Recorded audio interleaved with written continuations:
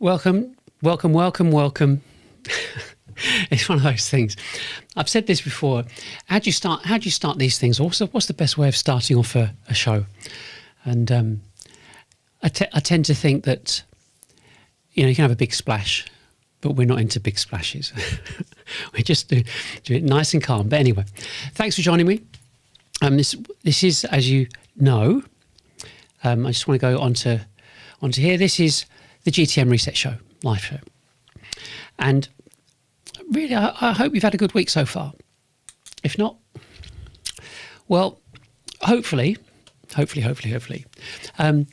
will brighten up your day just a bit, because we're going to be talking about the reasons why gated content slows down selling to enterprise prospects as well as SMEs. Nobody's kind of immune to this, and we've also got some quick fixes which you should like. So what we're going to cover is first a bit of news, then our main topic about, like I said, about why enterprise buyers avoid gated content and why B2Bs need to stop doing that. And leading on from that, I want to kind of go over the issues regarding BDRs and the actual costs, because those two things are actually connected, as well as the kind of the MarTech illusion that we've all been immersed in, and really look at some of the solutions and activities that you can begin scaling up your business. So we start with some news, because this is really important. And it sets up the whole point of today's show. 6 weeks ago, we kicked off an awareness campaign, and it was called the Revenue Reset. It was 3 main PDFs. So this wasn't some kind of, I don't know, polished. Hang on a second.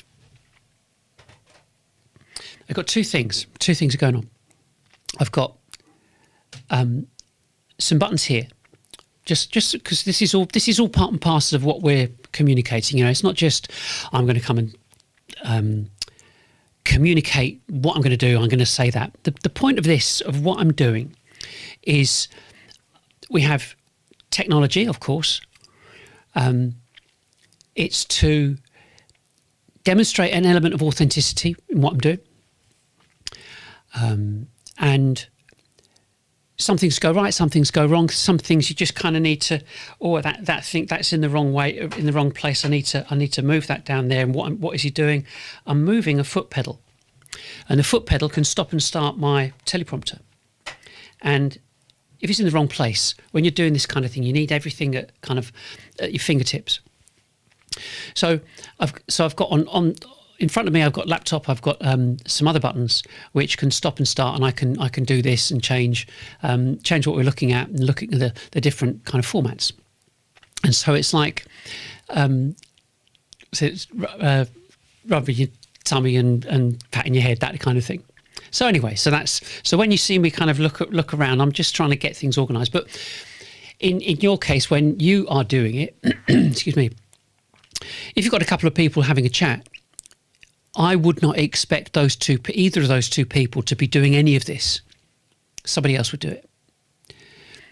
So, but that's part and parcel of all what we're talking about. So So back to the story. So we haven't got. It's not some kind of agency-driven campaign with a big media, big kind of huge paid budget behind it. What we did is we're not going out and buying attention. That's the point. We're not, we purposely, not throwing money at LinkedIn ads or Google ads and retargeting and all the rest of it, because this is so important, because anybody could do that. So we created a series of PDFs, put them on the website, made them all open access, and started talking about the ideas and stuff that we're doing. So it's like no free gifts, no clickbait, no kind of fake scarcity, buy to get this now, enter your details to access it. There's nothing, no tricks, nothing. Just straight documents saying what we think, what we've observed, and saying what's gone wrong in B2B and what needs to change. Now, here's the kicker. we've had over 600 downloads. Now, what I'm going to do, I just need to just go on to Google Analytics, because if you look at this, this one here, that is a week. It's the 14th to the 20th. It's 223 downloads. And right now, if I just refresh Google Analytics on there,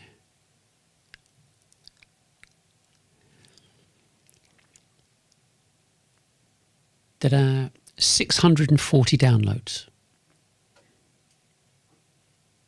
You have to think about that, because people could look at that number and think, well, you can either pick it up or underplay it or misunderstand it.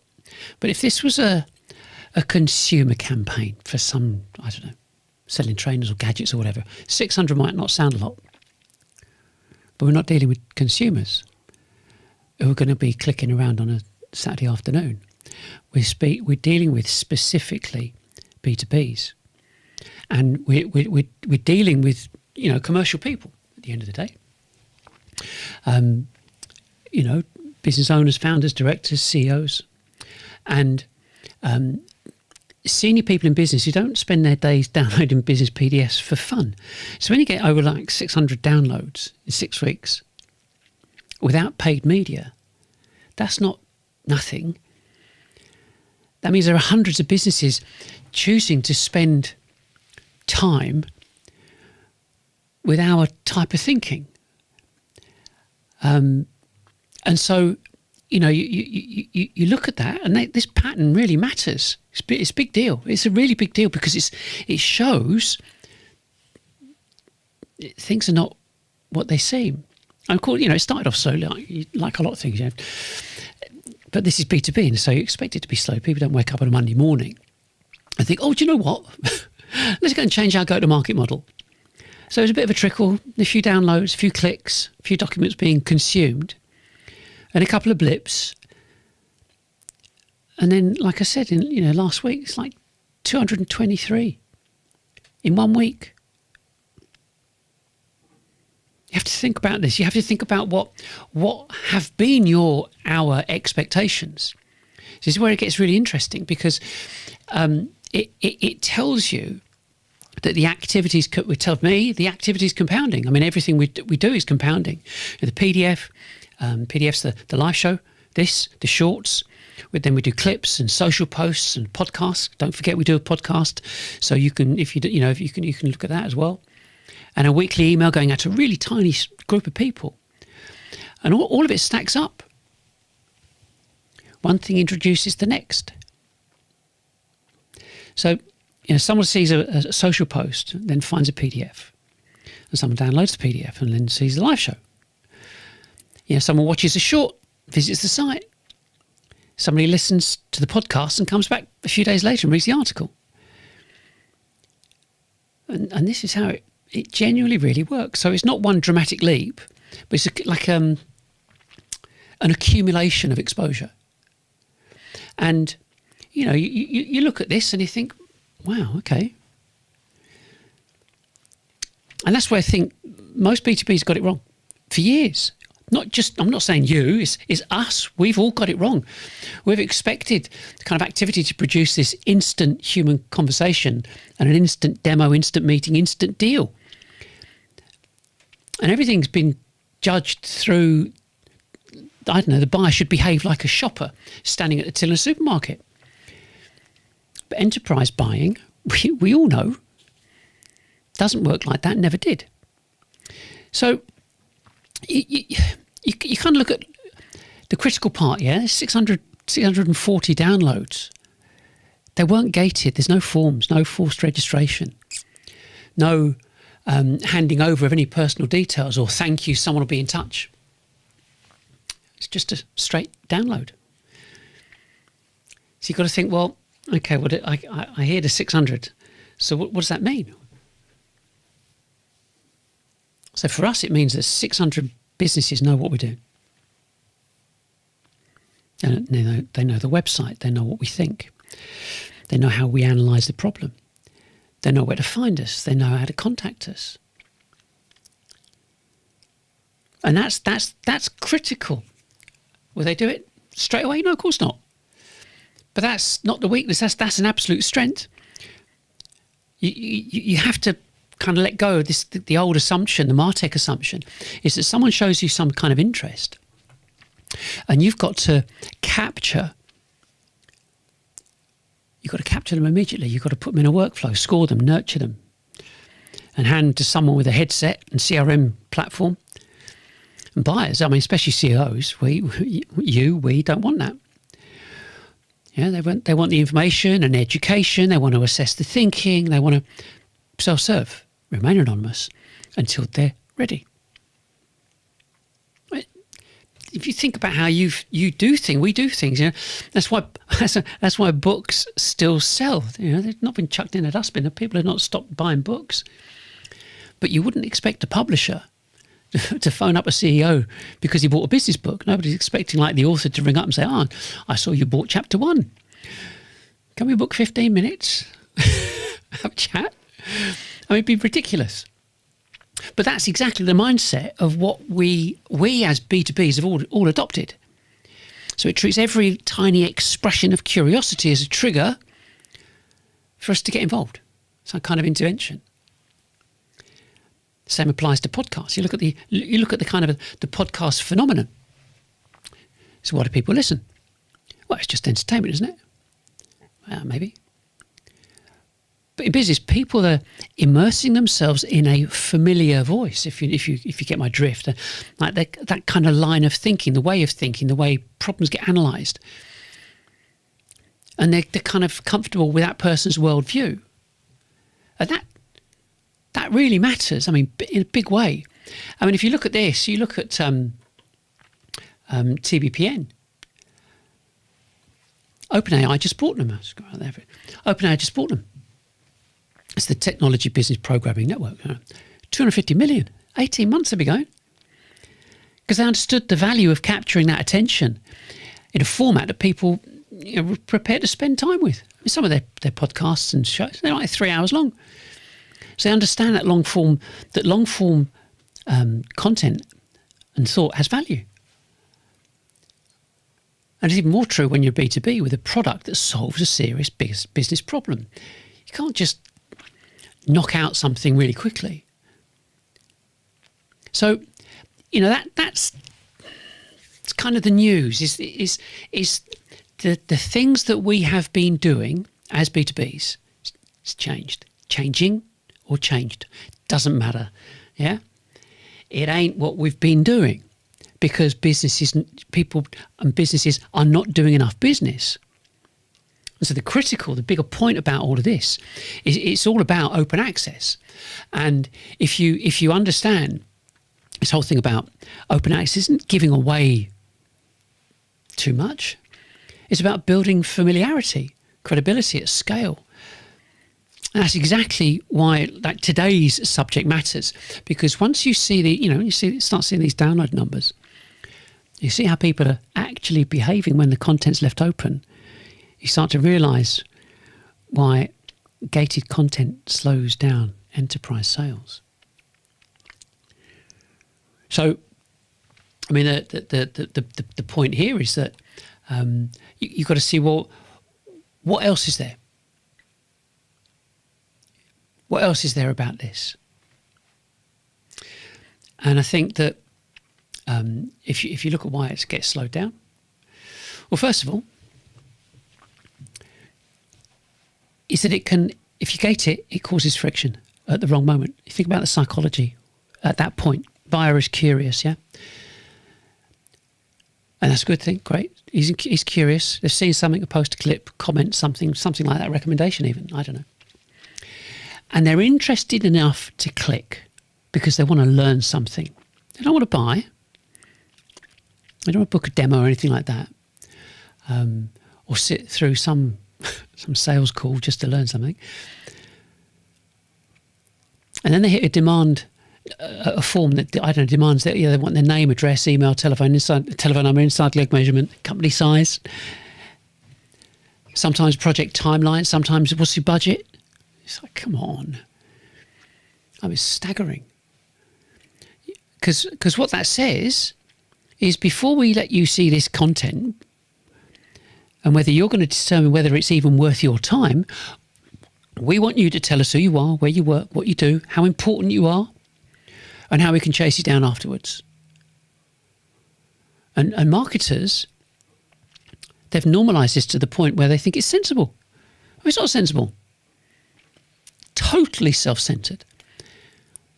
It's based upon the assumption that the vendors need to capture data, and it's more important. That's more important than the buyers need to explore something privately.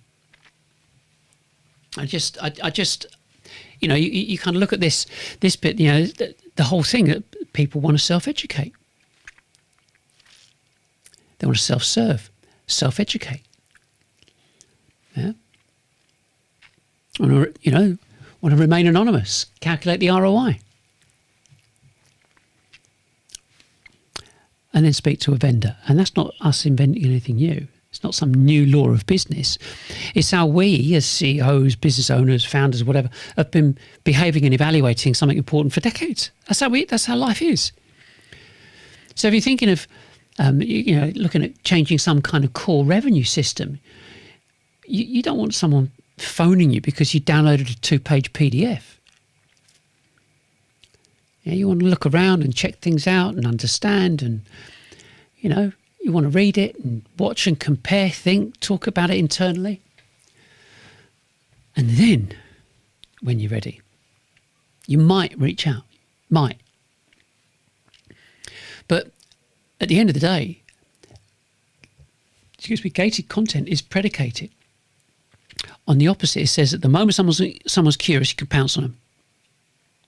Bring them slowly by the neck. But everything slows down because most people, me, especially me, I switch off.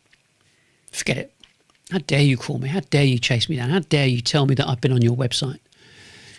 This is another problem. Big problem with gating content. And this is a bit just laughable or bizarre when you want to think about it. The entire premise is that your good form, your good content, the good stuff is all behind a form. The premium insight, you know, like the premium guide, the full case study, hidden value, blah, blah, blah. So I say that's true. So your best content is hidden behind a form of gated content. Then by definition, absolute definition, your best content is invisible to Google. So that means your strongest thinking, your best explanation, your most useful material, the very thing that could create visibility in the market can't be indexed. Yeah? It can't contribute to any kind of organic discovery in the same way. And it can't help people find you naturally. So the tactic defeats itself. So you hide your best material in order to capture a tiny percentage of people who are willing to surrender their details. And in doing so, you reduce your visibility of the one thing that could have helped you reach a wider market and discover you in the first place. I mean, it's proper counterintuitive, but that's what we've all been convinced to do for years. And then there's the whole kind of lead narrative. You know, person fills in a form. And suddenly it's called a lead. It's not a lead. It's name and address. It's just a name. Oh, okay, it might be a company name or someone curious. But it's only somebody who wanted a document. Probably maybe has no intention whatsoever of speaking to anyone this week, next one, this week, next week, next month. Who knows? But when that information gets inside the business, that becomes a lead, gets counted, gets reported upwards. CMO says, oh, we generated loads of leads from the website. Everybody claps. I mean, what's that? What on earth does that mean? And what does it do to the business? I heard a story. CMO, yeah. He said, oh, we've got 400 leads. All come through our gated content, demand gen pages. And it was called up at sales kickoff. as evidence marketing was working. You know what's coming next. Not one deal. Because the so-called premium content behind the form was scarcely more. I say scarcely. It was a teaser. The buyer had actually been conned into filling out the form for something of like zero value. So yeah, form got completed. Trust was reduced instantly, not increased. 3 paragraphs on the page, 4 paragraphs on the form, on the download. Another story, which is even worse, another CMO, 6,000 leads. An international SEO platform, 6,000 leads. Sounds blinding.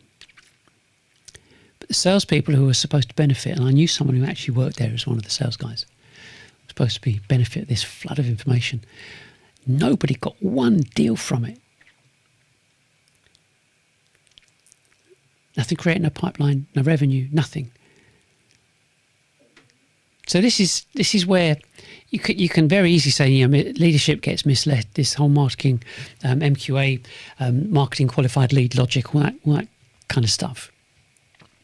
And if it's not marketing qualified lead gen logic, form fill logic, all of it creates the impression of progress, and everyone's like happy days. Oh, look, the numbers are going up. Activity is visible. Look at the dashboards; they're great.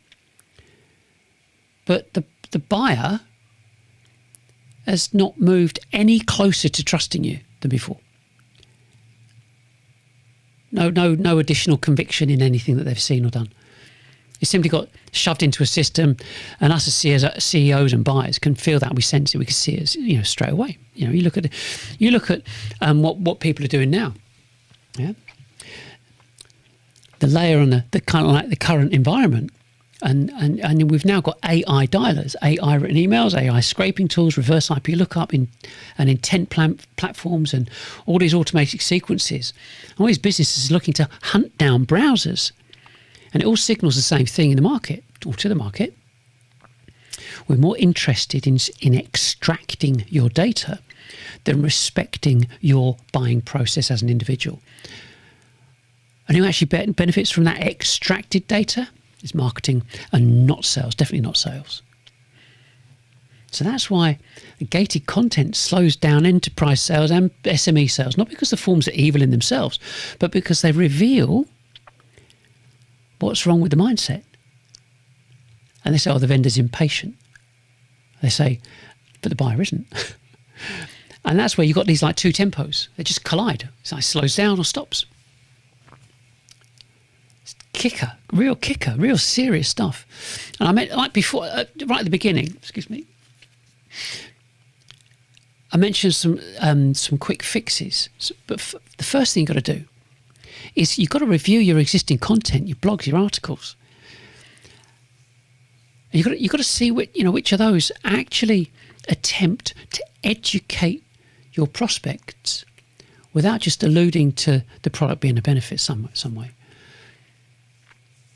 And they've got to include case studies, but also how these companies have actually generated an ROI.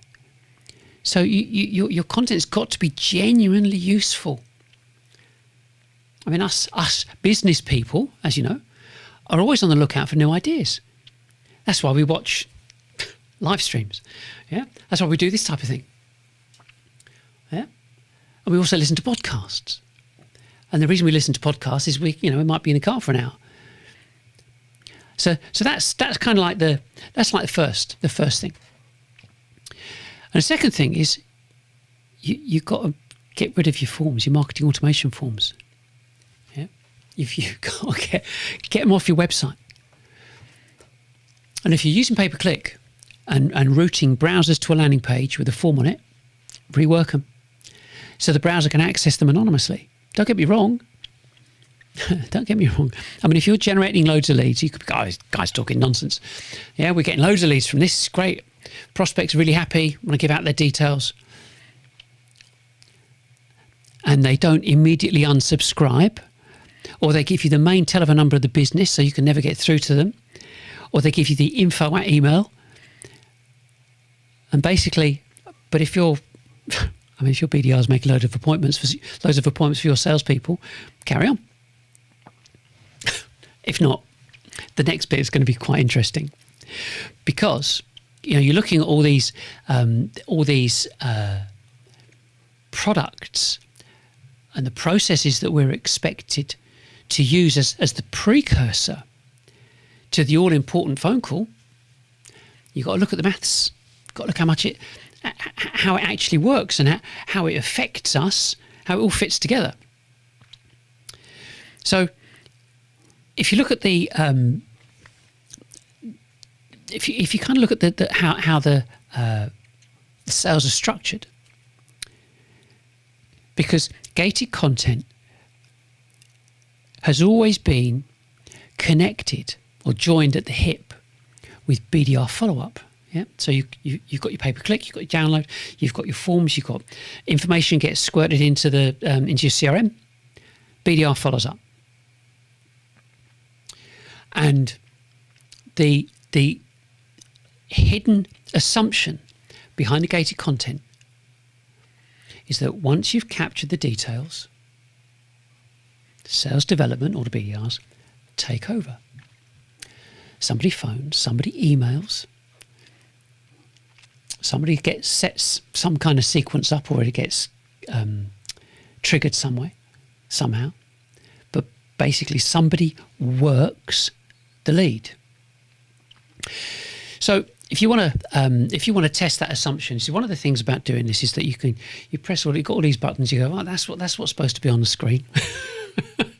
That's what I want you to look at. It's just the next title.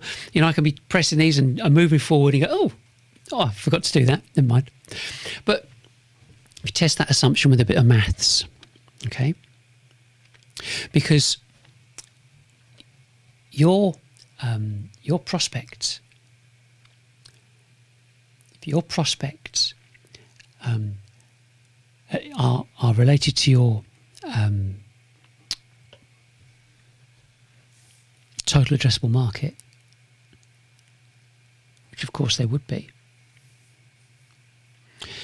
If we said, so you're going to work with me on this. If we said you have a total addressable market of 10,000 businesses, so you're talking an enterprise, right? So in the UK, there are 212,000 businesses with 10 to 50 employees, 38,000 with 50 to 250, and about 8,000 with 250 employees or more. So depending on what you sell, you could say that in practical terms, your total addressable market could be 10,000 businesses, quite reasonably. It's not a problem with that. So if we now look at the technology curve, we also know that 10,000 of those 10,000 businesses are not all going to be relevant and ready at the same time. And that's why the curve comes in. It's really important. So the innovators and early adopters, we just use this.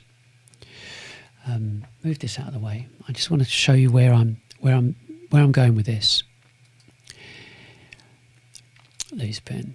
So here, this section here, this critical section here of your innovators and early adopters, your enthusiasts and visionaries who are up for reading and assimilating information. These are your excitable prospects. These are the people you want to sell to, that you are going to sell to first, always. So this data goes back, and it's been honed over, I think, decades. 2.5, 13.5 equals 16%.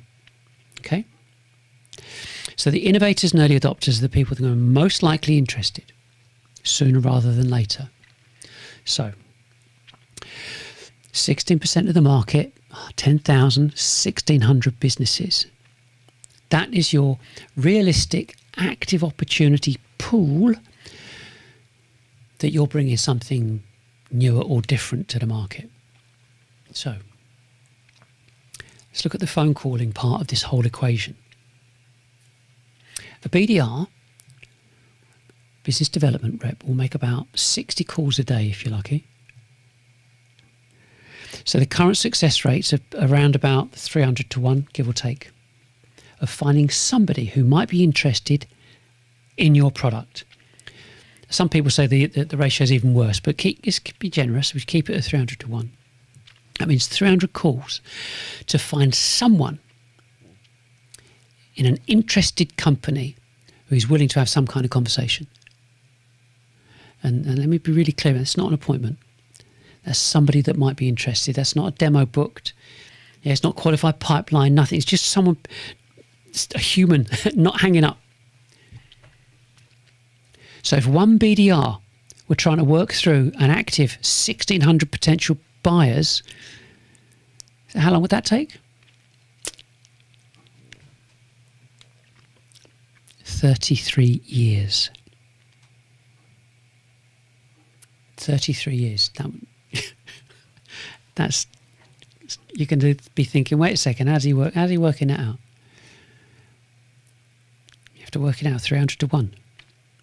Because the part of it, people are going to be in, not available, and so on. We'll come on to that.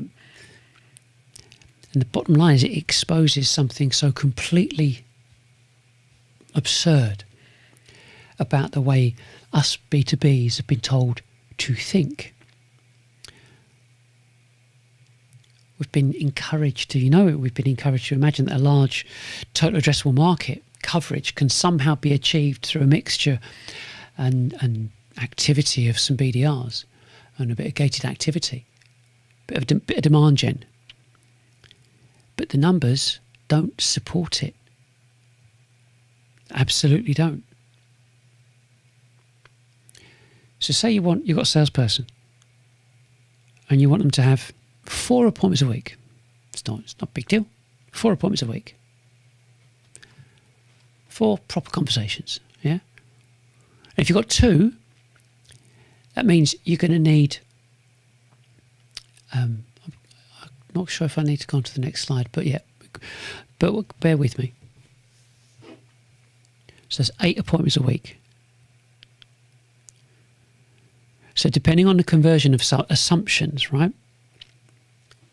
you're going to need a team of 16 BDRs to reach them, to keep them busy.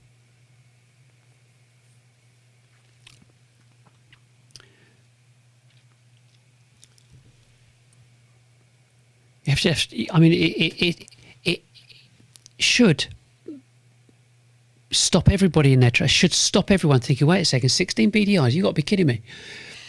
Salaries, national insurance, order management tools, CRM seats, dialers, data recruitment, training, attrition, office overhead or remote overhead. You ain't getting much change out of $1 million just to keep 2 salespeople busy with meetings. So the bit that people haven't kind of joined up is that they're kind of blinded by this activity and the calls made and the emails sent and all the supposed leads, sequences run and all the kind of, but the core economic reality is dreadful, it's jaw-dropping. And just jaw-dropping inefficiency. All to achieve, this is kind of the interesting element, all to achieve something that broadcasters solved decades ago.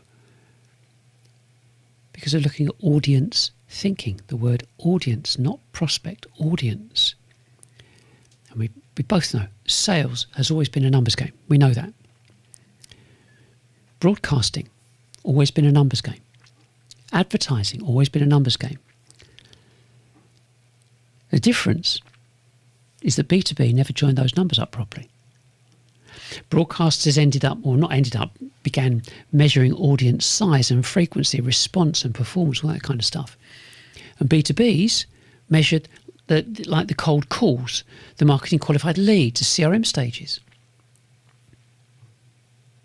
And the wrong metrics became normal. So what percentage of your TAM actually know you exist? of that total addressable market, do you think they know you? Do you think they actually know about you?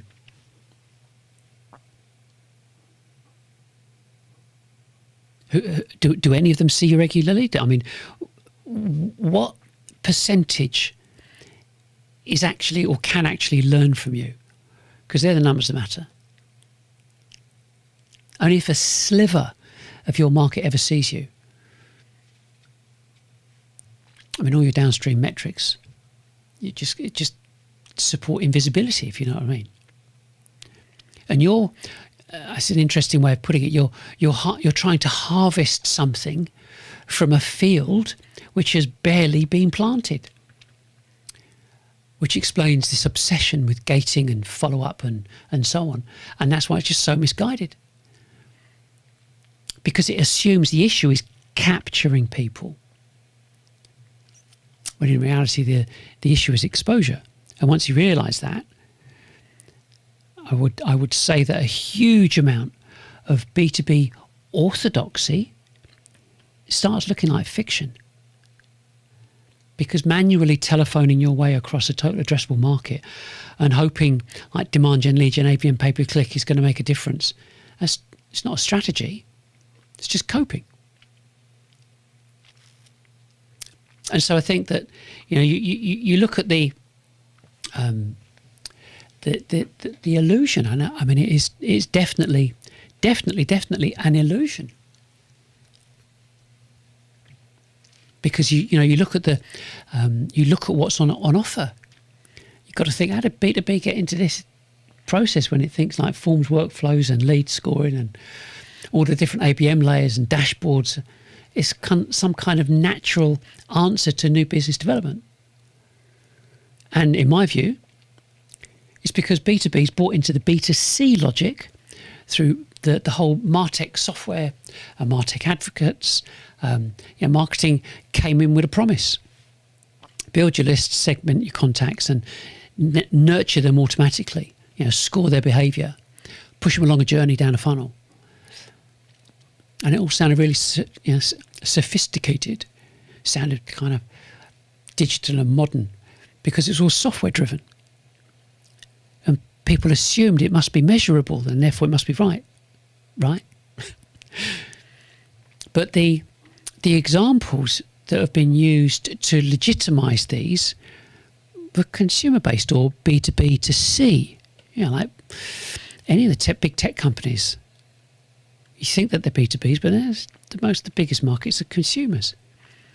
And also environments like insurance and travel, automotive, kind of broad volume transactional markets. Like I said, even with some tech markets.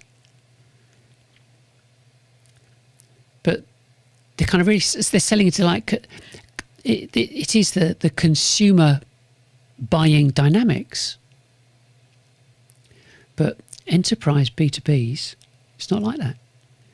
But still, once the platforms are in, that whole culture started to wrap around the tech.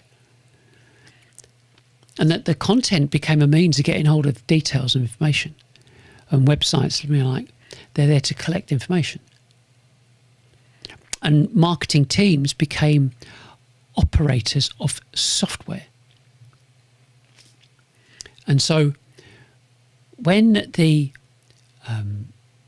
that kind of promise started to fail, underperform, the industry did what industries often do, which is they invented another layer. And that other layer was ABM. So when a CEO would say, this automation thing doesn't seem to be delivering, the reply was not, maybe the strategy's wrong or the core premise is wrong. The reply was like, are you using ABM? And at the time, this back like 2016, the CEO would say something like, what? What are you talking about? And so the CEOs and businesses were saying, we not only need the content for the campaign, you also needed to communicate to every single stakeholder in that account as well, not just content for that potential prospect. So it wasn't one or two people. In some cases, it was like up to 19 people, 19 stakeholders And so then you get things like this with your funnel. We've all seen them: top of the funnel, middle of the funnel, and so on. It's nonsense, because this is the propensity to the marketing love. we love an infographic, don't we? So they knock out these infographics. You go, look, top of the funnel, middle of the funnel, bottom of the funnel. Less than 1% of people that go through the funnels actually convert. But these originated in the consumer market. It was Lafley was the president. I can't remember his Christian name, but his surname was, we'll call him Mr. Lafley, was the president of, I think it was Unilever, I think. And he coined this thing called the zero moment of truth, first moment of truth, second moment of truth, ultimate moment of truth. And this was a sequence that people would go through, that would, as consumers, you'd recognise you had a problem. Zero moment of truth. First moment of truth was you recognised it and recognised that there was a potential solution. The second moment of truth, I think I've got this right, you recognised that there was a company that could provide that solution to you, and you started engaging with them. And the ultimate moment of truth is when you recommended that company because you bought from them. Top of the funnel, middle of the funnel, bottom of the funnel, customer. It ain't any different. And I think that, when you look at it like that, it shows that businesses have actually been misled, I think. Not I think, I know. They've been misled into thinking that we've all got to follow these examples. And so, the marketing industry's got everyone literally jumping through hoops.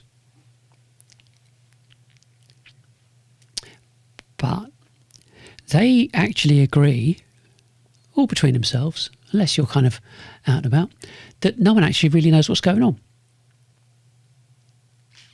Because all the decision makers stay quiet, stay silent. They self-serve, self-educate, remain anonymous. And you'll love it. You'll love this. It's called the dark funnel. I mean, you couldn't make it up. They keep doing the same thing over and over, hoping for a different result. Einstein didn't say that, by the way. But promising CEOs a different result all the time. Whilst between themselves, within the industry, they know there's a problem, but they don't know how to address it. Because, I mean, even looking at the information that I've got on this particular slide, I'll read it. The reason I'm reading it is because we've got a podcast. We've got a podcast, and people listen to this on the podcast. I just want to read it out for the people, for the benefit of the people that are going to hear this on the podcast. So it says B2B still rely on demand gen, lead gen, ABM, pay-per-click, and cold calls. Less than 1% convert. The average annual recurring revenue full-time equivalent is about 80 to 90 grand in the UK. Not enough. And 91.6% of all businesses fail within 10 years. If you've got a bootstrap company, which is these figures, so you've got 20, 30, 50. 20% the first year, 30% the second, 50% the third, go bust. By year 10, 91.6. If you've got investment, 40% go bust, 80% or 85%, I think it might be 80, fail to achieve their own targets, and 95% don't make the investors an ROI. So there's a problem here, but it's my view. It's conveniently being avoided. Don't talk about it. And so you look at the next one. You look at this. I won't make it massive because there's so much data on it you couldn't read it. But half of all marketing, SaaS. Start again. Half of all SaaS is marketing. A little while ago, when this was done, I should have put the date on there. So it's a year or so ago. So it was before all the AI stuff came out. But there were 30 plus 30,000 plus SaaS products on the market. 15 of them, 15,000 are marketing related. So, like the response to all this is pretty shocking, because it was add more kit, add more software, multiply the complexity, more assets, more segmentation, more orchestration, tooling, and dashboards, and so on. And if it didn't produce the results that they were promising, the blame landed somewhere else. Where was that? I wonder where that was. Yep, salespeople got a kicking. So product marketing fit, messaging, SDR execution, anything but the possibility that the actual architecture was wrong in the first place. And that is why I say B2B companies have been conveniently, deliberately shielded from the reality. And like I said, you look at the numbers. I mean, 15,000 marketing platforms, and B2Bs have been told year after year that if the numbers are poor, the answer is better utilization of the platforms. But what if the platforms were institutionalized or had institutionalized the wrong behavior?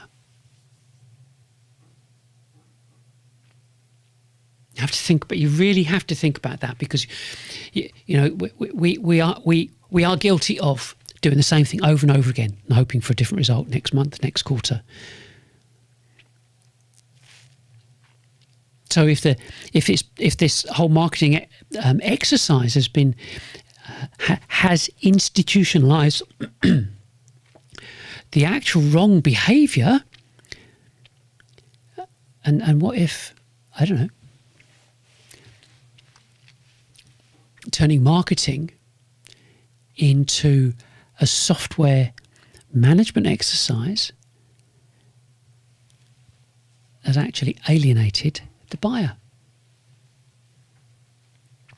What if this dependency, because we know there's all these statistics, you can Google all of this, 20, 30, 50 SaaS platforms just made all your different teams busier, didn't create more demand. Another staggering statistic, you look at the wider business failure context, for want of a better way, CB Insights long highlighted the marketing related reasons. 52% of them marketing related reasons for business failure. And like I said, 20% of businesses fail in the first, 30% fail in the second, 50% in the third, and by year 10 you're up to 91.6. And that's all research done by Harvard and the FT. And so whether you're a bootstrap company, whether you're an invested company, most people hope for the best. Hope and hoping is that's it. And different companies, again, GP Bullhound kind of primary analysis on this. 80, 90 grand a year annual recurring revenue. So it's not hard to see why everybody feels under a load of strain. You have too much cost, too much software, too much theatre, and not enough efficient market exposure. And basically now, to make matters worse, I think to make matters worse, you've got this AI emails and AI calling, enrichment software, sequencing at scale, which means the market is now being told we can't even be bothered to get real people involved. We'll just chuck AI at it, and it's going backwards. And so, we are human. People buy people; they always have, and basically, we want this experience because we get body language, we understand it, but it's all kept in the dark. And voice matters. Think about voice. I mean, we know instinctively, politicians have voice trainers. They've been doing that for decades because the human being on a screen either builds trust or repels it. In my own view, if it is live, like this is, it can look, and it does look and feel authentic, kind of warts and all. But if it's over processed, and can come across as being fake, people sense it. Sense there's something being hidden, because you wouldn't be picking up a bottle and going, oh, I don't want to make too much noise there, or whatever. You wouldn't do it, because you want everything. Everyone wants everything to be perfect for that video, that perfect delivery, and that's why we can all recognise when it's when you've got an AI video, perfect skin, perfect background, perfect everything, and you look a bit closer and go, no one looks like that. So what are they hiding? I'm just having a drink. People don't do that on video. So the thing is so when companies ask why their content, their campaigns, and automation doesn't create traction, I think the answer's not that they need another MarTech layer. The answer's probably closer to doing what humans want, doing what us humans like openness and consistency, and not just a load of capture mechanisms. And that's why I say gated content's not just a tactic, it's a symptom of a deeper problem. And a whole generation, a whole generation of marketers has been taught to route everything through software. And there's got to be software every single touch point. And it's wrong. I say it's fundamentally wrong, because there's a staggering amount of proof that demonstrates it, illustrates it, day after day, week after week, after month, after year. And the outworking all of that is your bottom line. And that's why I say retraining is absolutely critical. Absolutely critical. But how would you go about it? Because you've got to look at attempting to retrain an entire go-to-market teams. Where would you even start? The simple answer is that the people involved, they have to start thinking differently, not superficially different. It's not a matter of like tweak this or tweak that nurture flow or that that funnel element, but they ought to think kind of fundamentally different. And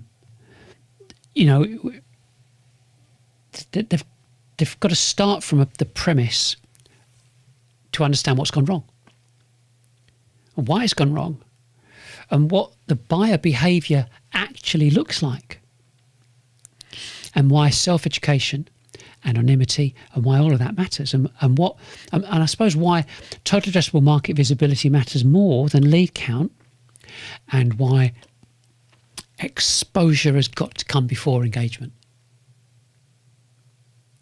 And the thing is once that kind of logic lands with people, and they can see that, they can start to see, I can see where this is leading. I'm starting to get it. And that's why we've created the Sales Exchange course. There's I like this. I've always liked this. You never change things by fighting the existing reality. To change something, build a new model that makes the existing model obsolete. I haven't got my hand on my face just because he has. I say it that way. But Buckminster Fuller. Yeah. And the thing is that what are we looking to do? We're not just looking to flog a bit of software. We're saying that there's a different way of doing things completely, because the other one it should be obsolete. It's not just obsolete. It is not relevant for B2B. It's critical to get that. If you're selling insurance or cars or holidays or whatever, marketing automation platforms, demand gen, lead gen, ABM, pay-per-click, great. Happy day, very clever, very, very clever. B2B doesn't work. So that whole transition, that change can only happen if there's a complete understanding of what's gone on in the past, and to understand the creativity required to change something for the future. And so the first thing, I mean, the course, of course, is going to be my first recommendation. Not because I'm just trying to put a product pitch in this, because I can do that anyway, but because businesses don't need another random tactic. They've got to understand, or they've got to have a catalyst to change the existing understanding across the board. Otherwise, they'll buy infrastructure through some kind of ideology or lens that the old assumptions are there, which will just create the same problem again. But with these kind of tools, what we've seen in the past, we know that's how we keep doing things. We keep do as you're told. I've bought this as a CEO, tell my team, do as you're told, go and use it. They go, well, it doesn't work, or don't, whatever. But the critical thing about the course is that it's actually delivered it's all online. And so there's 6 sections, 20 modules, 189 short videos, 30 hours of content. So someone can do it in a month or in a week if they're focused. You know, it's up to them, entirely up to them. In addition to the course itself, there are 80 worksheets and downloads and so on. So if you get a couple of people to complete the course, which is what I reckon, I do think that's the right thing to do. That's when you've got to say the fun starts, because if you don't see this as fun, you don't do it. They can bounce ideas off them, and they've got worksheets and content and loads of stuff to help guide them. So they're not starting from scratch. They've got everything they need. But the most important thing about this is that they can see the waste. They can see where exposure's been too low. They understand why they would need hundreds of prepared graphics and assets and text assets. I mean, I am talking hundreds and hundreds. There's a reason behind that. And also why something like this, weekly live environment engagement, changes the game, completely changes the game. Because it enables 10, 20, 50, 1,000 people to get to know, like, and trust you. So it's really important for everyone to understand why open access documents are important, the clips, the podcasts, the shows and so on, all of that stuff. It's not content marketing in the old sense, but part of it's an operating model or operating system, which is what we've got. Yeah. And I think I said about a couple of people doing the course. I would say that the CEO and maybe the VP of sales should do the course first. But if you've got a genuine, you see where I'm going with this. If you've got a genuinely open-minded CMO who thinks entrepreneurially rather than defensively, then great, include them too. Definitely. But to be honest, most marketers have been trained down a path where MarTech isn't just a set of tools, but a SaaS. It's a belief system or a religion even. Yeah. So expecting their immediate acceptance might be met with a bit of resistance. I don't care.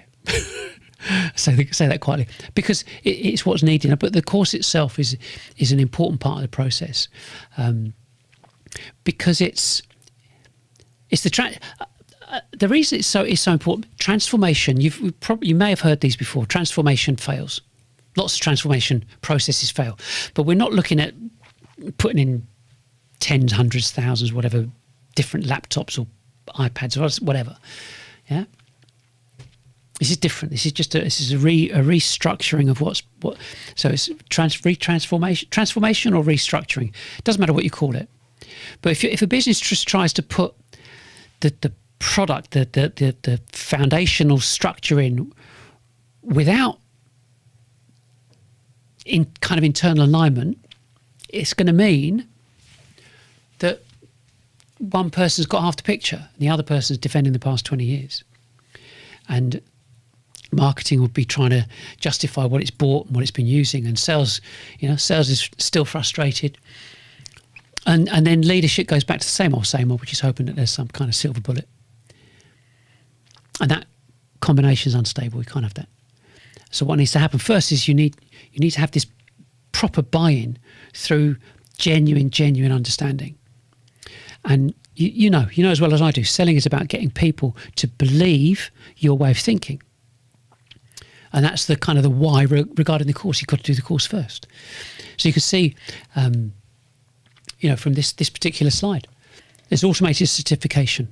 So you do the course, finish them, answer the questions, automated certification, CPD certification at the end of it.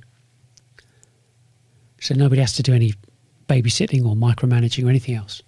So that really the course is the first stage. Excuse me.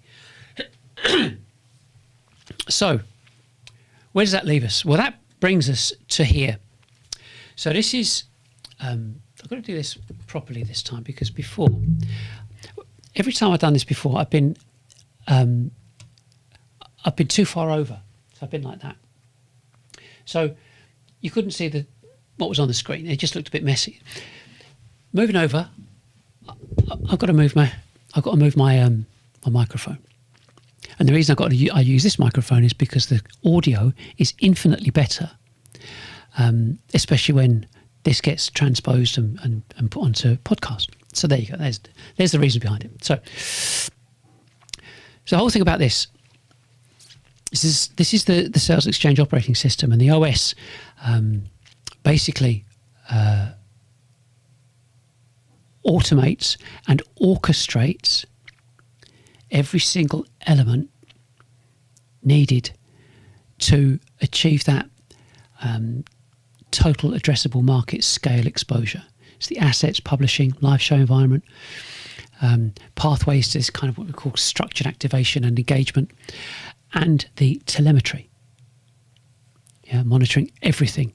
It's complete set and forget discipline, and basically ultimately the ability to generate qualified meetings from sustained visibility rather than harassment. And there's another factor that people shouldn't really ignore, and it's this kind of combination of the course and the operating system transforms sales, the marketing, and the customer success, the entirety of that setup in a business into something that is far, far leaner and far more profitable than anything you've ever experienced before. So once you stop trying to force this market through this kind of software mediated funnels and so on, you start to be able to reevaluate team sizes, their roles, their territories, the cost structures. So in simple terms, you stop paying people and platforms to stimulate the demand and start building an environment where the market can see you and learn from you. And that's absolutely critical. Absolutely critical. If this changed how you think about GTM, you're just getting started. Explore the full Revenue Reset series and join us live next week. These things happen. I'll come on to that in a bit. So the whole point is, you're just getting started. Explore the full Revenue Reset series and join us live next week.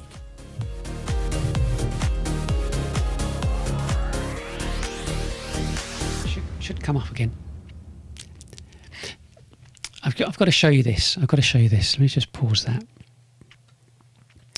So I have one of these things which is called Stream Deck. I'll just let you just show that. So you have that there. So I have this thing here. If I press that button there, that's the outro. And I did that by mistake. And that's why I say, I could get all embarrassed, red-faced. I'm not. Because these things happen. And the point is that, even going back onto my prompter script, that I might have got a bit. I just need to go back to there. Okay, so I've just turned the thing off. Now I'm going to turn this here. I'm going to turn this off. So,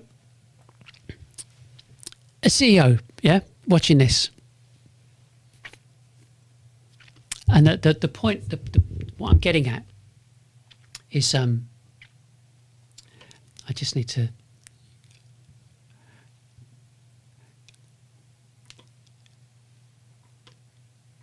Now my buttons have stopped working. So I wonder why my button's not working. Try that again. Well, never mind. I've only got a few slides left. The bottom line is when you're,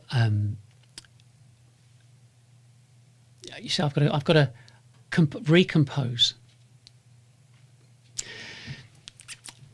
So as a CEO watching this, my recommendation is pretty straightforward. Don't start with another platform. Don't begin with another kind of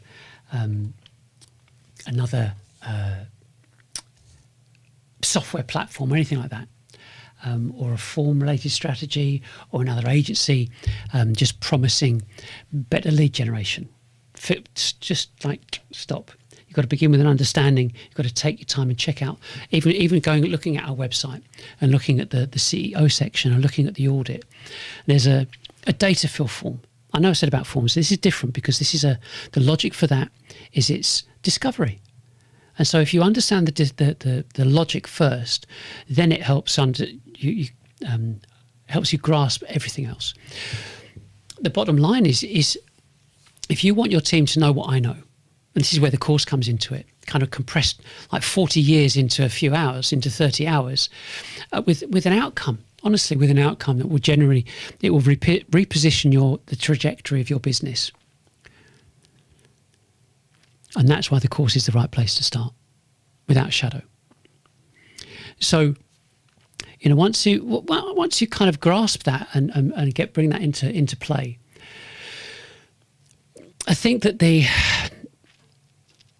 it ceases to become like a leap of faith. I think that's the way it's not about that, because it's a natural next step, and I think because this is a significant transition from looking at what people are doing in the first place, which is the whole demand gen, lead gen, AB and pay-per-click stuff, and looking at a foundational infrastructure that runs everything. That's the point of the show, to say we all know it doesn't work, but really up to now, you could say, well, you just keep doing it because there is nothing else. And we would all be right. I just want to try something because I'm surprised this stopped working. So let me just do something, because I just want to show you a slide. And if I can get this functioning, we should be good to go. So I guess go to SuperSource.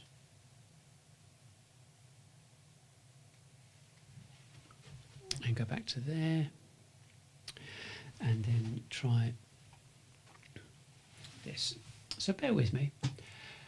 And this is this the great thing about live? Well, I don't know.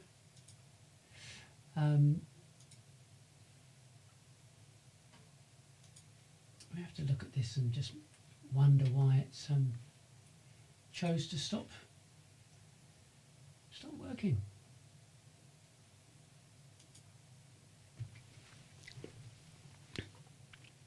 No. Might, the classic hit. Well, it might need a reboot. But the thing is at least it's not our platform. It's just the streaming process. But the bottom line is gated content slows down enterprise sales as well as SME sales, because it just kind of shows that impatience and genuinely a misunderstanding of a buyer's behaviour. And so as CEOs, we do recognise it in ourselves. You know, that open access accelerates that trust because it respects how we behave if we're looking for information. And when you combine all of that thinking into the right model, you don't just improve the marketing. You show how a business can create new business altogether. It changes the whole infrastructure, and it's all supposed to be, and not supposed to be. It all happens at scale. So the conclusion to all your work and the reorganisation of your GTM infrastructure, your go-to-market infrastructure, and implementing a new business, is you get a sequence of dashboards. I can't show it right now, but I will post this up on when I do the video. I'll put the dashboard up on one side, and it shows you how much exposure you've achieved based upon impressions and reactions, engagement, and most importantly, the completed forms that book the meetings, that generate the proposals. And that's if you imagine you're reaching out and communicating to a very, very large market, and a percentage of them are watching you and looking at you, and they could from anywhere in the world say, do you know what, I think I'll find out a bit more about this, and they go onto your site, they complete the discovery, and a meeting is booked.